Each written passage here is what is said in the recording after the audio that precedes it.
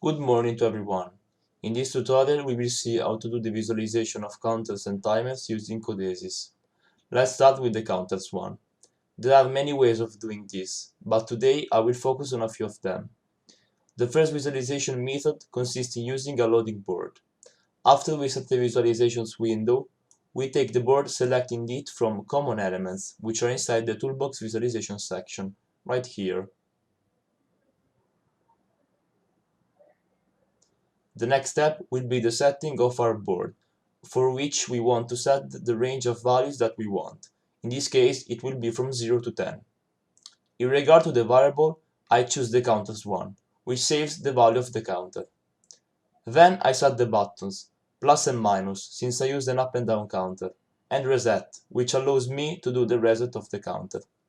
At last, after putting my PLC in login mode and in run mode, we will see that by clicking the plus button, the count will increase by 1.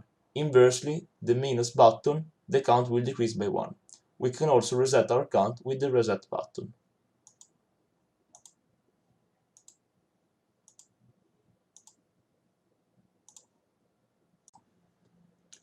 Another method for visualizing a counter consists in using the counting bit. After having set the increase button, since I use a simple up counter to make this letter, we have to associate the counter's exit, L1 in this case, to a light. If the light is on, it means that the value of the counting bit that I pre-select has been reached. In fact, when the counter reaches the value of 5, the selected value, the light turns on.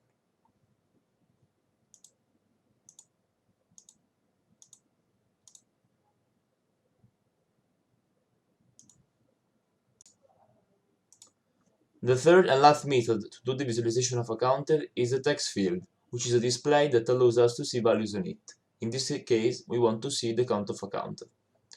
After that, we set the increase and decrease buttons, since I used an up and down counter. Let's bring our text field. We have to go on Toolbox Visualization, then General Control Elements, and at last we can select the text field, right here. To make it work, we have to write a special code, which is %i, right here. This code allows us to write a numeric value of the variable that we will associate with the text comp. In this case, our value will be the counter's variable 1. After completing the program, putting the PLC in login mode and then in run mode, we will see that the count's value is 0 at first. And 0 is also the number that we read on the text comp display. By pushing the increase button, the value will consequently increase. Inversely, if we push the decrease button, the value will decrease.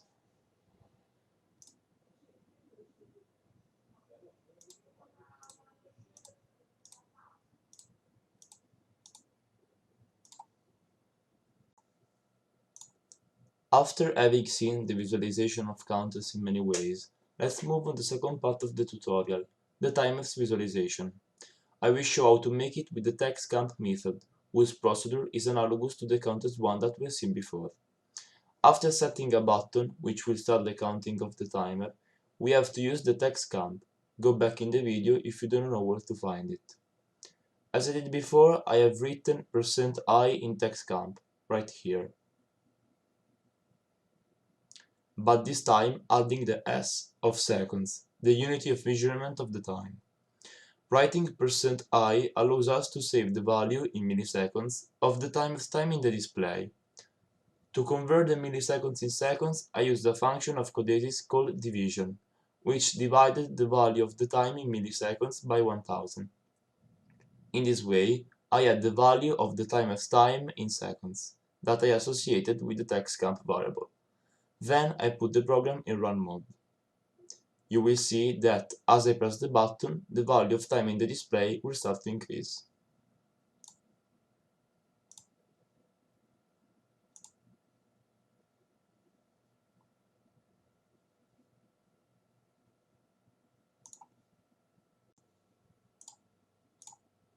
At the end, I've done a project which includes all the things that I've said in the video before. I created a ladder which allows me to increase a value by 1 every 3 seconds as I press a button. For the times visualization, I use the text comp method, which let me see the counting of the time. When this time arrives to 3 seconds, the text camp resets himself and let the counter's count increase by 1.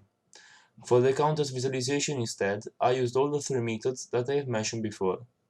I used the text camp method with the %I code with the counter's count variable.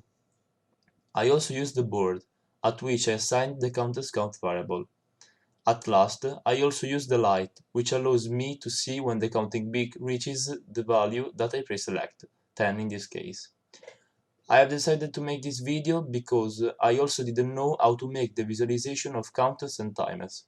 I hope that I have been the clearest that I could, and that this video will be useful for you. Thank you for the attention.